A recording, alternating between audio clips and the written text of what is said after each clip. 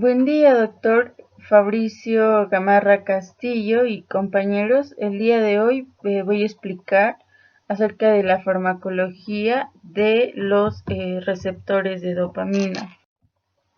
Para empezar, vamos a ver en qué consiste la dopamina, y es que es una catecolamina gracias a la unión de la fracción de catecol más una etilamina. Todo esto se va a dar sintetizada por las terminaciones de las neuronas dopaminérgicas a partir de la tirosina. La dopamina es considerada también una molécula polar que no va a cruzar con facilidad la barrera hematoencefálica.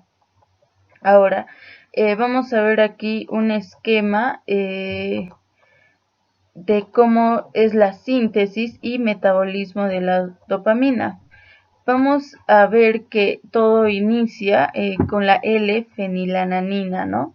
Con azul vamos a tener las enzimas que van a intervenir y vemos cómo gracias a la fenilalanina hidroxilasa, la L-fenilalanina se convierte en L-tirosina. Del mismo modo interviene la enzima tirosina hidroxilasa para que se convierta en una L-dopa. También interviene aquí la enzima L-aminoácidos aromáticos descarboxilasa para que finalmente podamos. Vamos a pasar a hablar de la sinapsis dopaminérgica y bueno, tenemos 4 conclusiones. La primera es que la dopamina liberada en la sinapsis se va a someter a eliminación mediante un transportador y metabolismo. Del mismo modo, el transportador de dopamina no es selectivo para este compuesto. Además, la dopamina también se puede eliminar mediante el transportador de lo que es la norepinefrina o el transportador de norepinefrina propiamente dicho, que lo tenemos aquí. También que el transportador de dopamina va a estar regulado por la fosforilación, lo que va a ofrecer la posibilidad de que la dopamina regule su propia captación. Y por último, que el transportador de dopamina se va a localizar sobre todo en zonas presinápticas, por lo cual la dopamina se va a eliminar a cierta distancia del sitio de su liberación. Aquí tenemos un esquema que ya lo hemos visto en la anterior diapositiva, en el cual se explicaba la síntesis e inactivación de dopamina, y vemos cómo va a ser necesario la intervención de la recaptación neuronal que se va a dar a nivel del transmisor de dopamina y de transportadores de norepinefrina, después del almacenamiento del transportador de la monoamina vesicular o de metabolismo, ¿no? La dopamina, que se convierte en dopamina sináptica y que libera un receptor de dopamina, que en este caso es el 2, ¿no? O que es un autorreceptor, se va a convertir o tenemos como resultado la producción de familia de receptores de 1 y de 2, los cuales son los más importantes, y todo esto nos genera una respuesta efectora. Del mismo modo, si existe la intervención de una captación postsináptica, la dopamina, mediante un proceso enzimático, al final se va a convertir en lo que sería. Ahora vamos a hablar de los receptores para dopamina, y estos se van a dividir en 2 grupos.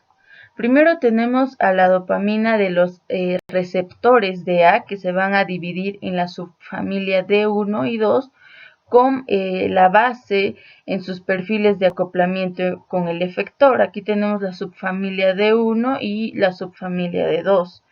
Vemos cómo la subfamilia D1 se va a dividir en D1 y D5.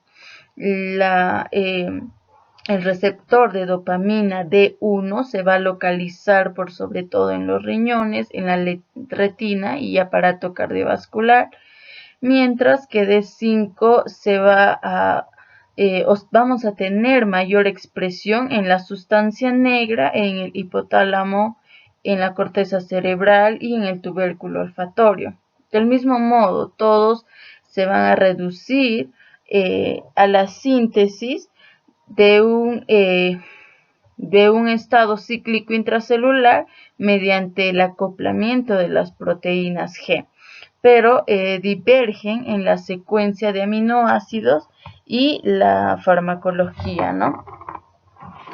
Entonces tenemos también aquí a la subfamilia D2 que se va a dividir en D2, D3, D4. La D2 se va a expresar en todo el cerebro y también se va a subdividir en D2S y D2L, ¿no? Y estos son considerados autorreceptores. En el caso del receptor para dopamina 3 va a ser el único que se va a expresar en las regiones límbicas del cerebro, y por su parte el receptor para dopamina 4 va a ser abundante en la retina, hipotálamo, corteza prefrontal, amígdala, hipocampo e hipófisis, ¿no? Todos estos receptores para dopamina van a pertenecer a la superfamilia de receptores de membrana, que va a hacer necesario su acoplamiento a la proteína G, ¿no? Que puede ser tipo 2 o metabotrópicos. Ahora pasamos a resaltar algunas importancias del receptor D2, y es que desde un punto de vista funcional y farmacológico, el receptor D2 tiene mayor importancia en el sistema nervioso central, pues va a intervenir en diversos procesos fisiológicos y fisiopatológicos, desde la secreción de prolactina, la secreción de hormona de crecimiento, la fisiología de los ganglios basales, la fisiología de los trastornos psicóticos, hasta el vómito, ¿no? Que también va a ser en respuesta al receptor de dopamina 2. Aquí tenemos un pequeño, un esquema en donde vamos a ver la hiperactividad dopaminérgica en algunas enfermedades psicóticas. En el esquema A podemos ver o podemos apreciar el sistema dopaminérgico mesolímbico, ¿no? La vía mesolímbica va a nacer en el mesencéfalo y se va a distribuir por áreas del sistema límbico, lo que viene a ser el núcleo accumbens, el núcleo central, la amígdala, el tubérculo olfatorio y núcleo septal lateral. Y en el esquema o en el dibujito B vamos a poder apreciar la hipótesis, ¿no?, dopaminérgica en la psicosis, o cómo se podría en este caso esquematizar, ¿no?, la reacción, o en este caso el efecto de dopamina que puede causar, en donde se va a generar una hiperactividad de neuronas dopaminérgicas del sistema mesolímbico, dando origen a síntomas positivos de psicosis, como son las alucinaciones, los delirios, la agitación, la agresividad e ideación paranoide. También vamos a hablar acerca de las acciones de la dopamina en los sistemas fisiológicos. Si nos ubicamos en el sistema cardiovascular, o si hablamos del corazón, la dopamina va a generar estimula, ¿no?, a una producción de receptores de dopamina 1. También genera vasodilatación, va a reducir la poscarga cardíaca, el descenso en la presión sanguínea, aumento en la contractibilidad cardíaca, va a activar los receptores adrenérgicos B, y esto va a causar que aumente la contractibilidad cardíaca. Del mismo modo activa los receptores adrenérgicos alfa de la vasculatura, y esto produce vasoconstricción. Y va a incrementar la presión sanguínea. Como parte de la clínica de la dopamina, se va a usar en el tratamiento de insuficiencia cardíaca grave, ¿no?, o por septicemia o algún choque cardiogénico. Esto se va a administrar por una vía o por la vía intravenosa y no se va a considerar un tratamiento a largo plazo.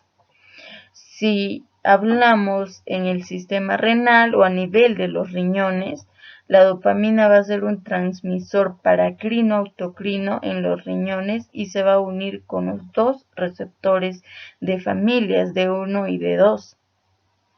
Del mismo modo, va a generar que se intensifique la natriuresis y va a aumentar el flujo sanguíneo renal y la filtración glomerular, ¿no? En condiciones basales de sodio va a regular la excreción de sodio, ¿no? Y cuando actúan los receptores D3, la dopamina reduce la secreción de renina. Del mismo modo, si hay activación de receptores D1, se va a intensificar la secreción de renina. Algunas alteraciones en el sistema de la dopamina y sus receptores podrían implicar en que se pueda desarrollar una hipertensión humana. Vemos también su interacción a nivel de la hipófisis o los efectos que causa. La dopamina va a ser el primer regulador de la secreción de prolactina a nivel de la hipófisis, al igual que va a liberar la dopamina liberada del hipotálamo hacia la sangre portal hipofisiaria, va a actuar en los receptores D2S y D2L, que son lactótrofos, para que de alguna forma pueda disminuir la secreción de prolactina. Y en el esquema izquierdo podemos visualizar cómo también va a causar efectos en el sistema nervioso central o en este caso en el cerebro, ¿no? Vamos a ver las proyecciones de la dopamina en el cerebro, que se van a dividir en tres. Tenemos la mesocortical o mesolímbica, que se va a originar en la tercera área del techo ventral. Y aquí tenemos, ¿no?, las proyecciones que van a tener en la corteza prefrontal. Después tenemos la proyección nigroestriado, que se va a originar en la parte compacta de la sustancia negra. Y lo tenemos aquí, ¿no? Esto es la proyección nigroestriada. Tenemos el tercero o la tercera proyección, que es una tuberoinfundibular, que se va a originar en el hipotálamo. Y vemos aquí que se va a ubicar en donde está la flechita roja. La regulación anómala, ¿no?, del sistema dopaminérgico va a ser crucial en varios trastornos, incluidos la enfermedad de Parkinson, el síndrome de Tourette, la depresión bipolar, esquizofrenia, adicción o abuso de sustancias. Los procesos fisiológicos. También aquí vamos a hablar de las vías dopaminérgicas. En este esquema vamos a hacer prevalente las funciones y vemos que también no hace efecto para la gratificación, que viene a ser la motivación, el placer, la euforia, la función motora fina, la compulsión y la preservación. Del mismo modo, aquí tenemos una tabla en donde podemos percibir los receptores dopaminérgicos a nivel del sistema nervioso central. Vemos la distribución y la prevalencia o el mayor efecto que va a causar los receptores dopaminérgicos según la distribución, ¿no? Por ejemplo, la corteza cerebral va a haber mayor actividad de receptores dopaminérgicos 1 y 2. En el caso del sistema límbico, va a ser mucha más intensa la actividad de estos dos receptores. Si hablamos de los ganglios basales hipotálamos, se reduce respecto a los receptores dopaminérgicos 1, los receptores dopaminérgicos 2 se mantienen o aumentan, mientras que en respuesta a los receptores dopaminérgicos 5 va decreciendo, ¿no? O es mínima la actividad. Si hablamos del hipotálamo, los receptores D1 son mayores a comparación de la D5, ¿no? Y en lo demás ausencia. Y por último tenemos la hipófisis anterior, en el cual va a ser mayor la actividad de receptores de dopamina 2. Y por último tenemos artículos, ¿no? En donde vamos a ver actualizaciones respecto a la enfermedad de Parkinson y podemos concluir en que la enfermedad de Parkinson es una atrofia, una enfermedad neurológica degenerativa y progresiva debido a la pérdida de las neuronas dopaminérgicas de la sustancia negra del mesencéfalo, cuya etiología es idiopática, ¿no? Y las manifestaciones que se van a presentar van a ser o consisten, ¿no? En una tríada motora del temblor en reposo, rigidez y enlentecimiento, ¿no? Enlentecimiento de movimientos, lo que se va a conocer como bradiquinesia o la incapacidad de iniciar los mismos, ¿no?